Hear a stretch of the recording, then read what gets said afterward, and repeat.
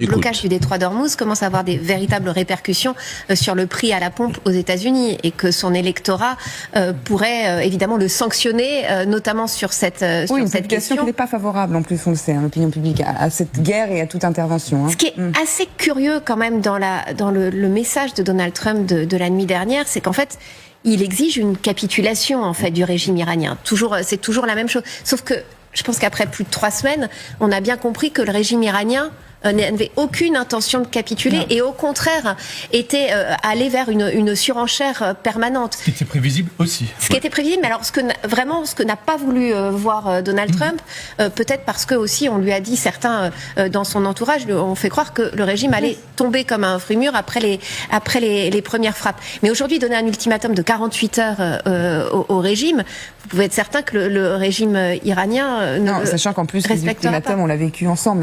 Donald Trump ne cesse d'en donner à Vladimir Poutine sur la guerre en Ukraine. Ça dure à 15 jours, donner des ultimatums. Et c'est vrai qu'au final, rien n'a abouti. Mais sauf qu'au fur et à mesure, il se met vraiment dans une impasse qui va peut-être en effet le pousser à aller frapper des infrastructures électriques, énergétiques iraniennes.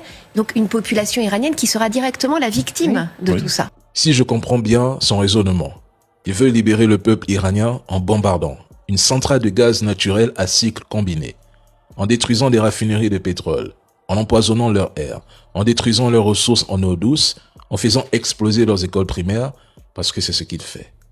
Cela prouve que Trump navigue à vue. Il n'a aucun objectif clair, aucune stratégie cohérente. Il ne sait plus comment terminer cette guerre, comment en sortir, ni encore moins comment la gagner. Il craque, il est à bout. Il ne s'attendait pas à une telle résistance iranienne. Il ne comprend pas que l'Iran ne cédera pas, ne capitulera pas. Quand tu vois un président multiplier les contradictions en affirmant que l'Iran n'a plus de missiles, alors que la réalité stratégique montre l'inverse, tu comprends bien que c'est juste pour occuper l'espace médiatique. C'est l'échec qui le pousse à agir ainsi. N'ayant pas d'issue, il réagit de cette façon. Mais après cette guerre, de nombreux pays regarderont les États-Unis avec dégoût. Et je ne parle même pas des pays du Golfe ou de leurs alliés européens. Quelle preuve avez-vous besoin pour montrer que s'il faut les arrêter, il faut voir les dirigeants des autres pays qui se rejoignent pour suivre le président Trump et son appel pour mettre fin à ce régime de terroristes fanatiques pour la sécurité d'Israël, pour la sécurité de l'Amérique, mais aussi pour la sécurité du monde entier. Et il est temps d'agir. Après Donald Trump, c'est désormais au tour de Netanyahou de solliciter le soutien d'autres pays contre l'Iran. Mais une question s'impose.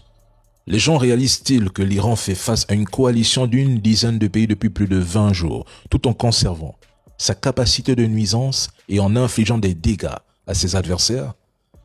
Il semble que Netanyahou n'ait tiré aucune leçon de la guerre de 12 jours en 2025.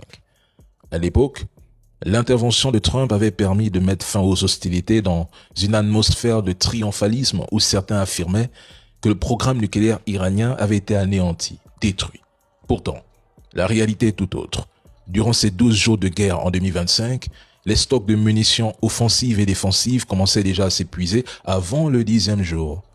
Dans la guerre actuelle, l'entité dépend fortement des livraisons massives d'armes en provenance des États-Unis pour maintenir son effort militaire. Malgré cela, ces intercepteurs sont à court tandis que le pays est frappé plusieurs fois par jour par des missiles iraniens. Hier soir, un seul impact de missiles iraniens a suffi à mobiliser l'ensemble des médias occidentaux, des forces de sécurité du pays, alors même que l'Iran dispose d'un arsenal bien plus vaste.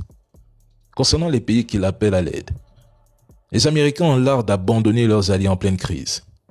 Demandez aux Européens impliqués dans la guerre en Ukraine ou aux Kurdes, ils savent quelque chose. L'histoire montre que les États-Unis peuvent redéfinir leurs priorités à tout moment, voire se retirer brutalement, en laissant leurs partenaires assumer seuls les conséquences de leur engagement.